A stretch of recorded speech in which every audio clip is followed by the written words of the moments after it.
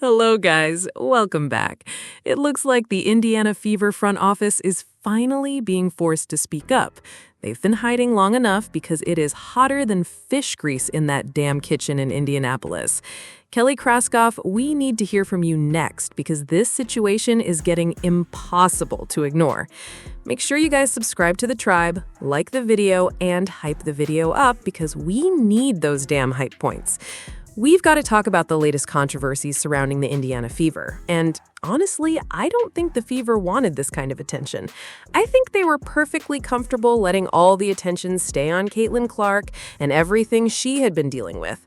But now the ball is in the other hand, and suddenly the media is stepping back for the fadeaway, because right now it is all net for the media. Kelly Krauskopf has now released a statement regarding Stephanie White's complete crash out. And after what we saw yesterday, this whole situation has gotten even crazier. Caitlin Clark looked uncomfortable. She looked a little odd, and I understood where she was coming from when she showed some humility towards Stephanie, but let's be honest, Stephanie didn't exactly have Caitlin's back either. Now Stephanie gets booed and Caitlin feels a certain type of way. Caitlin, we weren't booing you. We're booing the damn system because people believe the system is broken, and you can't separate this from everything that has happened. The fingernail poking, the clotheslines, the constant physicality. It kept building and building. Carrington was the damn hump that broke the camel's back. It wasn't Alyssa Thomas. It wasn't Angel Reese. It was long, blonde, weave-wearing, fingernail-poking Carrington that finally lit the fire. That moment changed the conversation. Fans were already frustrated, already suspicious, already tired of watching Caitlin Clark get hammered while everybody acted like nothing was happening. And now the pressure has shifted directly onto the Indiana Fever organization. Kelly Krauskopf, Stephanie White, the front office, everybody is under the microscope now. The hiding game is over, dog. The questions are here, the fans are demanding answers, and the Fever can't keep pretending everything is perfectly fine. So let's jump right into this, because this damn story is only getting crazier. Shout out to Alyssa Philippou over at ESPN. She broke this story late last night. She said, "Here's a statement from Fever president Kelly Krauskopf. Coach White has done a tremendous job leading the Fever, and for the second consecutive season has us in great position for a playoff push. She has kept our team focused and united, all under the brightest spotlight our team and our league have ever experienced. She has the full support of leadership." What the hell are y'all eating and drinking in Indiana? I'm serious. I don't even want to see it anymore because at this point, I honestly think fans should boycott these games, bro. I really do. Let that money get funny. Let the money get funny because sometimes the only way these organizations listen is when you hit them right in the pockets with a left jab. And I'm telling you, if that happens, I bet we won't see Stephanie White no more. But I still stand by my prediction. I told y'all before, I do not believe Stephanie White is going to be here next year. I think the media coverage, the controversy, and everything surrounding her have become way too damaging. I don't think Stephanie White will be coaching the Indiana Fever next season. And honestly, I don't think Sophie Cunningham is going to be on the team next year either. I hope I'm wrong about Sophie because I like Sophie, but I am becoming more and more convinced that both of them could be gone. Stephanie White might not even get another coaching job after this. That smear on her name is becoming so damn profound that I don't know if another organization is going to want to deal with the baggage. Because wherever Stephanie White goes, this story is going with her.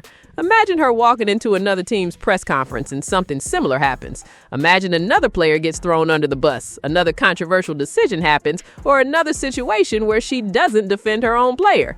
The receipts are going to come right back out. And let's be honest, those receipts are long as the days are wide. So when Fever president Kelly Krauskopf comes out and responds to Stephanie White's hellacious and toxic rant, that's troubling. Very, very troubling, because this whole situation is becoming a terrible look for everybody involved. Now let's read some of these comments.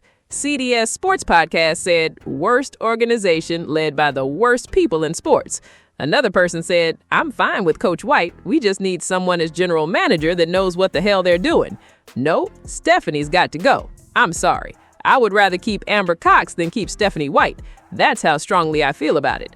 Stephanie White has been horrible. And remember, Stephanie White was the same person who took the ball out of Caitlin Clark's hands. She was the same person who never challenged some of Caitlin Clark's fouls. She was the same person who more than likely restricted Caitlin Clark's minutes. And Stephanie White was more than likely the person who allowed Lari to put on all that muscle and do all those foolish things last year that eventually got her hurt.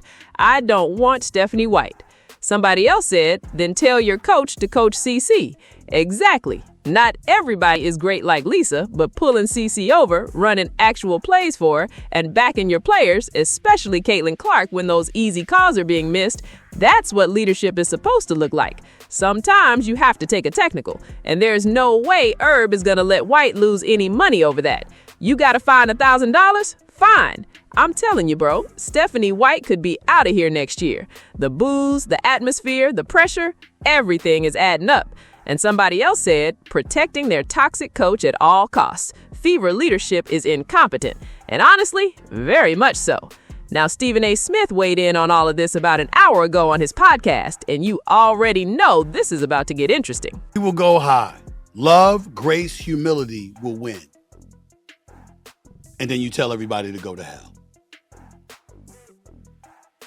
You think that's going to work for you, Coach White? Think that's going to work for you? The reality of the situation is none of that stuff will win if it's left up to you, Stephanie White. Because you're not handling it right. You playing right into their hands. Right into their hands. Because you're not embracing the reality of the tense situation that the WNBA, and especially you as the coach of the Indiana Fever, is involved in. There are folks in Indiana at a home game booing you. You ain't the road team, you the home team, you the home coach, and they booing you. And Sophie Cunningham and Caitlin Clark can speak up for you all they want to, as they did, and as they should have. But that's not going to be enough. How are you the head coach on the sideline during the play, covering the game, or coaching the game, and you didn't see the play? I'm just asking. I'm not saying it's impossible, but I'm like, what do you mean you didn't see the play? Well, you not watching? We saw it. You coaching the game. Up and down the court. It's your job to coach the game, watch the game. How did you not see the play? Now, I haven't seen the footage yet, which makes me think they might be pulling it from somewhere on the internet. I'm gonna check it again for you guys because I ain't synced the footage yet. But if this is what people are saying, they booed their ass all the way out of the arena. I still don't see it clearly, so I'm gonna keep checking. I don't want to claim something I haven't personally seen.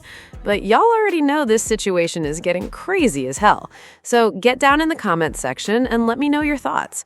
Keep those notification bells on. Don't forget to like and subscribe for more.